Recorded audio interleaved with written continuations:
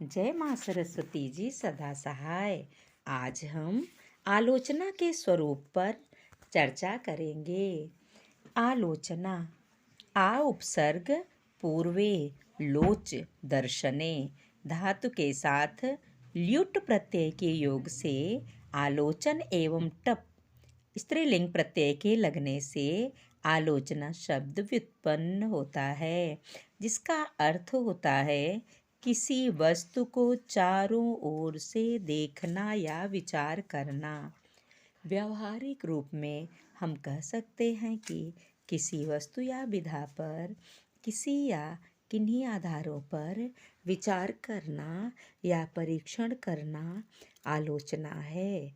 कोई भी वस्तु, विधा या व्यक्ति जब हमारे समक्ष उपस्थित होता है तो हमारे मस्तिष्क में उसके प्रति एक भौतिक प्रतिक्रिया होती है और कुछ क्षण में उस वस्तु, विधा या व्यक्ति के संबंध में कुछ धारणाएं जन्म ले लेती हैं।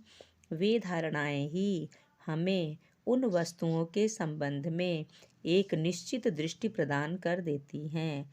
वस्तुतः इस दृष्टि का नाम ही आलोचना है।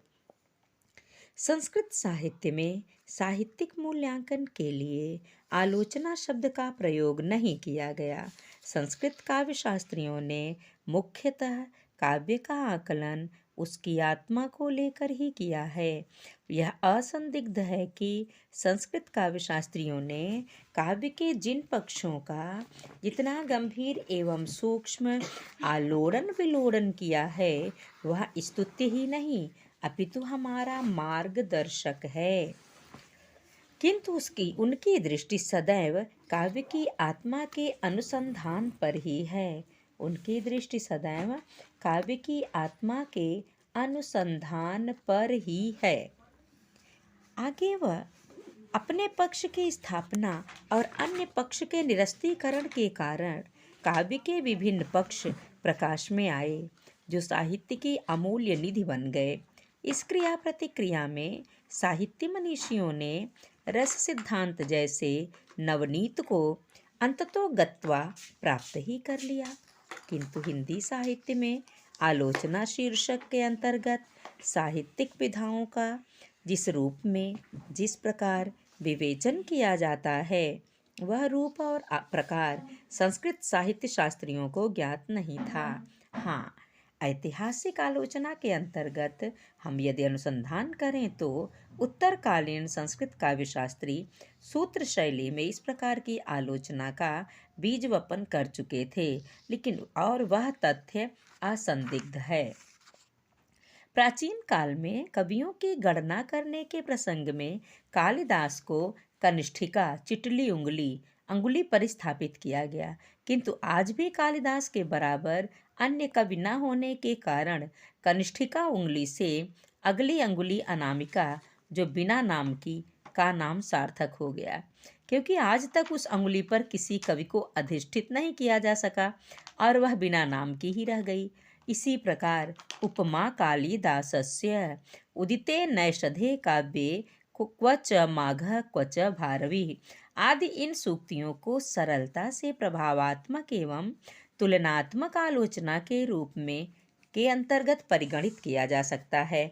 इसी प्रकार अन्य सूक्तियाँ भी संस्कृत काव्य शास्त्र में पर्याप्त मात्रा में उपलब्ध होती हैं, जो हिंदी आलोचना की विभिन्न पद्धतियों की आधारभूत हो सकती हैं, परंतु स्वयं संस्कृत काव्य शास्त्रियों से भी विकास के इस रूप की, जो आज हिंदी में प्रचलित है, कल्पना नहीं की गई होगी।